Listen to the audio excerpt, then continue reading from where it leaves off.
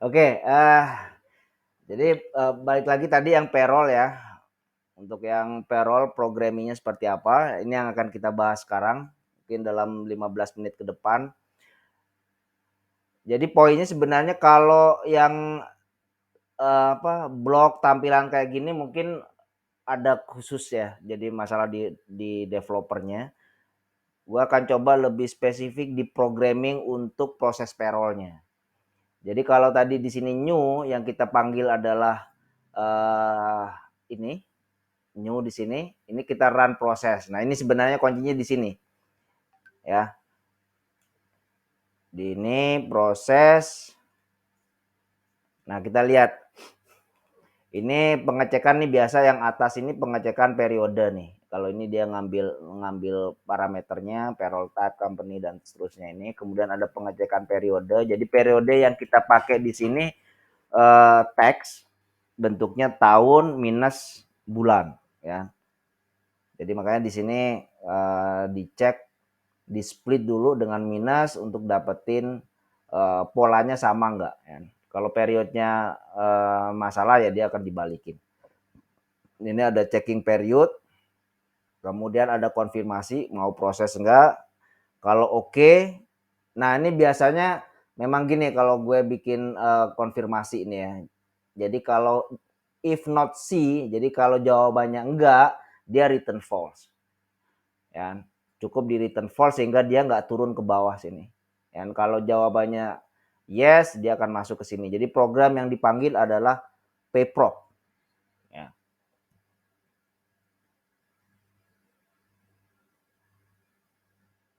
Nah, ini yang kita akan coba lihat program payproc ini dalamnya seperti apa.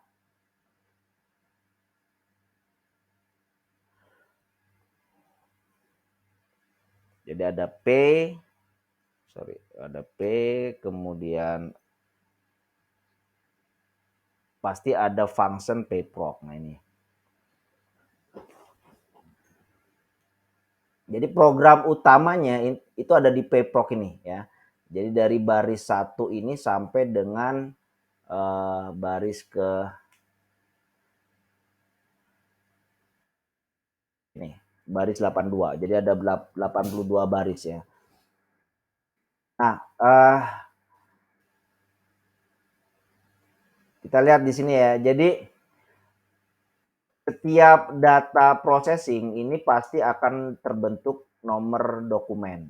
Jadi setiap proses payroll akan terbentuk nomor dokumen. Jadi ini nomor dokumennya. Dan untuk mendapatkan nomor dokumen ini menggunakan Docflow. Ya, kita import lib yang base ACC ini. Kemudian ini base ACC-nya, ini Docflow-nya. Kemudian kita ambil docnum-nya untuk dapetin dokumen number. Ya. Kemudian ini adalah semua komponen di payroll proses itu. Jadi ini ngambil data semua komponen yang ada di proses payroll. Jadi dari sini. Di HR setting ini ada detail ini. Jadi data ini yang diambil. Semua proses komponen apa aja yang akan diproses. Ya. Nah, masing-masing komponen itu baru kita kalkulasi. Nah, ini kita lihat ya, kalau dia tidak memiliki custom code, nah ini yang tadi saya bilang, kalau dia tidak punya custom code, dia akan ngambil dari employee komponen yang ada di master karyawan ini, ya, dari employee komponen. Ya. Dan dia simpen, jadi metodenya disimpan dulu di ECS ini. Disimpan dulu di ECS di memori ya. Processing ini disimpan dulu di memori. Jadi kita nggak langsung insert ke tabel. Oke, saya ambil pastiin dulu nih. Ini jalan nggak? Oke, recordingnya jalan ya. Nah, kalau dia ada custom code-nya, maka jadi ini, kalau dia ada custom code-nya, ini program kita panggil program custom code itu. Ya, caranya kita import lib dengan kode customnya. Berarti di sini kalau tadi di setting ini dia ada custom code ya, misalkan ini JHT ya, dia ada BPJS, berarti di program itu ada library namanya BPJS. Ya, kita lihat nih. Jadi karena di sini langsung dipanggil dan di dalam library itu harus ada function namanya run. Ya. Jadi kalau contoh BPJS tadi, berarti di sini ada BPJS. Ya, ini ada. Dan di dalam BPJS ini pasti ada run. Ya. Jadi polanya seperti itu. Jadi payroll kalau dia ada custom code-nya, custom code langsung dipanggil dan di run yang ini, dev run-nya. Parameter yang dikirim adalah data dari komponen tadi, P-nya dikirim dan data karyawannya, ini ECS-nya. Ya. ECS dalam hal ini kan sebagai penampungnya tadi kan. Jadi kalau di sini udah yang di atas tadi, kalau dia nggak memiliki custom, kita sudah membentuk satu record, satu dictionary ya, ini dictionary bentuknya. Satu key, jadi modelnya key ya. Ini kenapa saya pakai key ini karena memang untuk searchingnya pasti lebih cepat. Ya, kalau ini datanya bisa ribuan karyawan, kalau saya pakai list itu comprehensionnya pasti lebih cepat pakai dictionary. Makanya caranya ya saya memasangkan di sini ada key namanya coy EMP. Ya. Nah, coy EMP itu di define di sini. Selalu polanya begini, hubungan antara company sama employee-nya itu sebagai key. Baru datanya sendiri masuk di dalam value dari key itu. Jadi memang sebenarnya opsinya ya bisa aja pakai list ya. Tapi untuk konteks ini saya pakai dictionary untuk performance. Ya. Kemudian dia sama, kalau dia custom dia akan dikirim bisa jadi ECS-nya sudah berisi seperti tadi kan. Kalau kita menghitung BPJS berarti data salary-nya sudah dihitung duluan. Dia sudah masuk ke sini. Bagaimana kita tahu bahwa dia dihitung duluan? Itu dengan cara order by sequence-nya. Nah, ini ada order by sequence. Makanya sequence ini sangat berpengaruh. Mana yang lebih dahulu dijalankan. Kita lihat dari HR setting ini ada sequence-nya. Ya, jadi sequence ini mana yang duluan diproses. Kalau BPJS ini bergantung kepada data salary, maka salary harus lebih dulu diproses dibanding dengan BPJS. Jadi urutan itu yang dipakai. Ya. Jadi sequence ini sangat penting juga dalam konteks ini. Oke, jadi data ini kita proses masuk ke custom ya. Kalau contoh yang custom tadi. Nah, di sini kita serahkan ke customnya. Seperti apa dia memproses BPJS tadi. Ya, kalau kita lihat contoh di sini ya. Untuk yang BPJS misalkan.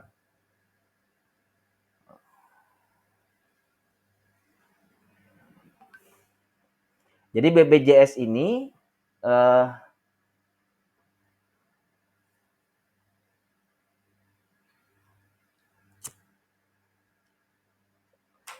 ini kalau kita lihat saya butuh parameter ya. Cara ngambil parameternya yang tadi di custom info. Ya. Karena P tadi kan komponennya ya, itu ada informasi mengenai custom info. Nah, custom info itu saya ambil dan kemudian di parsing JSON-nya karena dia kan berbentuk JSON ya. Load ini maksudnya dia menjadikan objek dari JSON, tipe JSON dia jadi objek. Sebaliknya kalau dump dia dari objek menjadi JSON. Oke, saya punya CI, yaitu CI ini adalah parameternya. Ya, berarti kalau kita lihat tadi di sini di data BPJS data settingnya untuk BPJS ini ada parameter ini. Jadi pada waktu ini di load dia jadi objek di library tadi. Berarti kita udah punya objek CI faktor sama CI member dan CI-COM. Ya, kalau contoh di sini. Nah, ini udah jadi CI member, CI COM sama itu tadi. Ya. Nah, karena tadi dia harus berhubungan sama data member, ya. Ini yang jadi kunci juga nih. Jadi kita mengambil data karyawan yang memiliki member sesuai dengan setting. Ini kan member ID-nya ya. Nah, settingnya adalah CI member. Ya, kalau kita lihat tadi di sini settingnya CI membernya CI MBR ini jams. Artinya kita ngambil dari database yang member ID-nya jams. Ya, siapa aja orang-orangnya. Nah, kemudian ini kita loop ya, dari semua data ini kita loop dan ada perhitungan di sini ya. Ini kan kita sum yang kodenya sama dan komponennya tadi kan komponen CI-COM ini adalah sal. Jadi kalau dia total komponennya kita hitung dulu berdasarkan data yang sudah ada. Jadi dia bacanya dari EC. EC ini adalah yang kita ambil ini. ECS dari ECS kan. Jadi untuk company dan employee itu datanya apa aja kita ambil yang salary doang. Yang pit code-nya salary doang. Ya, kita sum berapa amount-nya. Kemudian kita kalikan dengan faktornya. Ini faktornya. Ya. Ini kalau ada max ya. Ini kalau di settingnya ada max-nya, kalau lebih dari max ini kebetulan di sini kan kita nggak set max-nya di sini. Nggak ada max-nya, maksimum amount-nya. Bisa jadi itu juga ada hubungannya sama perhitungan di BPJS. Nah, sehingga karena di sini if max in CI, tapi karena ini nggak terpenuhi, ini nggak dibaca tadi. Ya. Oke, kalau amount-nya ada nilainya, maka D ini kita update ya, amount-nya menjadi data amount hasil perhitungan, kemudian kita append. Nah, kita append ke company ke key yang tadi. Key-nya itu adalah company sama employee ID. Jadi dia modelnya key value, value-nya itu berbentuk list, tapi key-nya dictionary. Balik lagi nanti untuk kebutuhan kecepatan processing.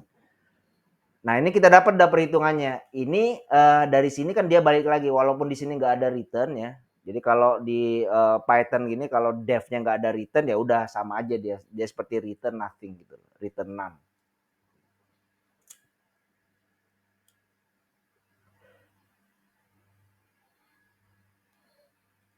Oke, jadi balik lagi ke sini.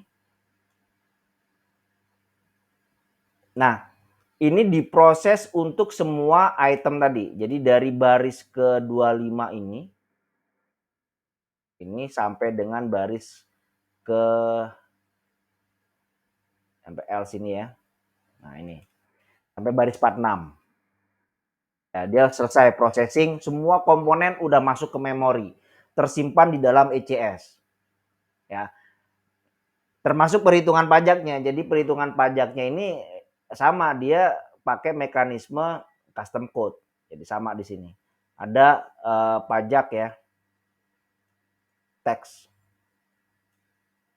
Nah, ini teks. Dia menggunakan custom teks 21. Ini pasti ada juga di sini library-nya. Teks 21. Dan di dalam ini pasti ada run karena ini tadi dia dipanggil, kemudian yang dijalankan adalah function run. Jadi setiap komponen di sini, setiap library ini pasti ada run-nya. Ya.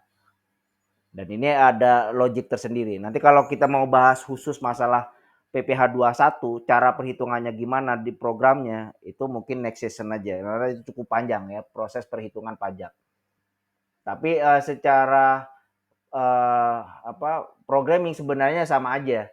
Ya. Kita poinnya adalah di sini di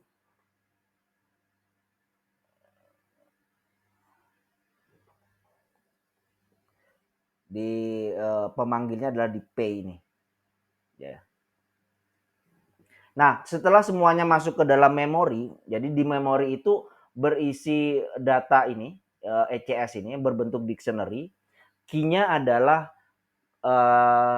company dan employee. Jadi kalau ada 1.000 karyawan yang diproses, berarti dictionary itu berisi 1.000 key ya, dan masing-masing punya value-nya berbentuk list. Nah, list itu adalah komponen yang diproses tadi. Oke, jadi setelah selesai ini kita loop nih. Kita loop dictionary. Ini kan loop dictionary ya.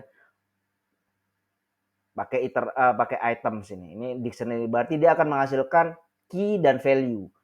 Ya, key-nya itu adalah company sama employee tadi, string. Sedangkan ECV-nya ini value-nya ini berbentuk dictionary. Makanya masing-masing key ini kita loop dan masing-masing value-nya itu kita loop karena dia berbentuk list. Ya, ini bukan berbentuk item. Nah, di sini nanti ya kita insert ke dalam hasil proses HRD MEP COM ini. Gitu.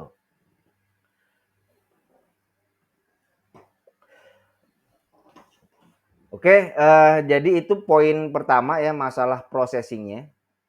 Ya ini kalau kita detailin memang flow prosesnya seperti itu. Harusnya nggak terlalu kompleks ya memang, tapi kalau kita coba breakdown nanti kita tahu bagaimana kalau kita mau nambah satu komponen baru ya. Mengkalkulasinya gimana? Memang harus ngikutin pola yang ada ini.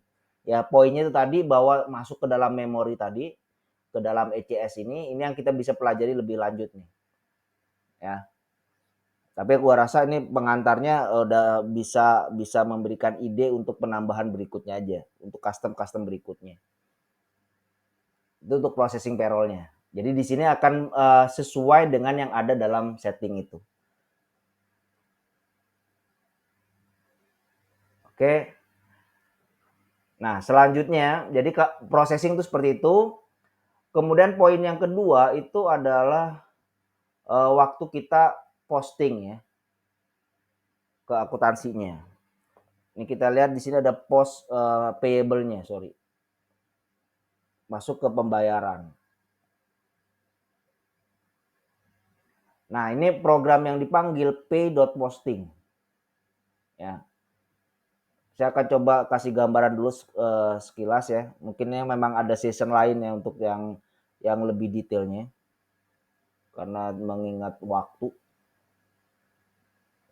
yang terbatas. Nah, ini postingnya.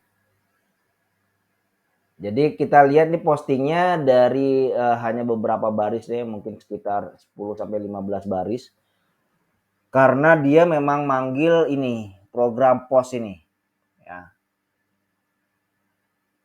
Ini kita pecah berdasarkan masing-masing bisnis area. Jadi kalau bisnis areanya ada 2, dia akan ngeloop 2 kali nih. Dan setiap satu bisnis area dia akan membuat posting ke payable. Nah, ini sebenarnya postingnya tuh ini. Oke. Hasil postingnya ini yang membaca konfigurasi di tadi yang saya tunjukkan masalah di account assignment-nya ya. Sebenarnya ada di sini. Yang baca dari ACS dari sini. Nah, dia masuk ke akun apa, ini programnya di sini dia. Postnya ini.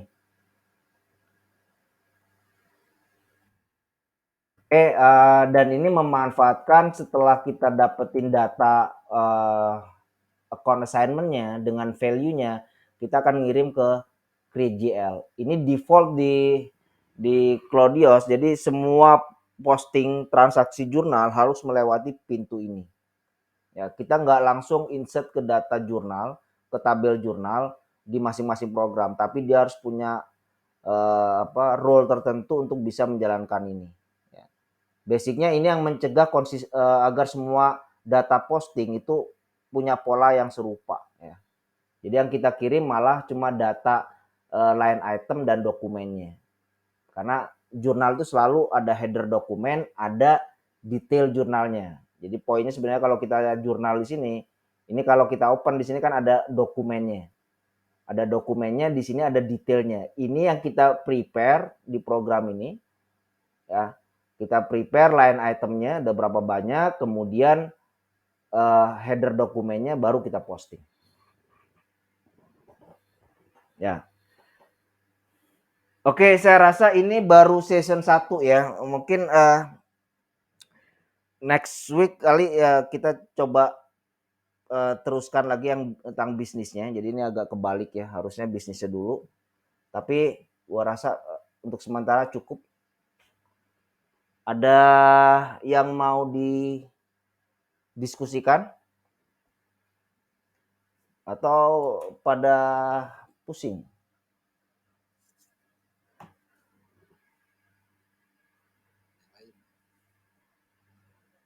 Ya.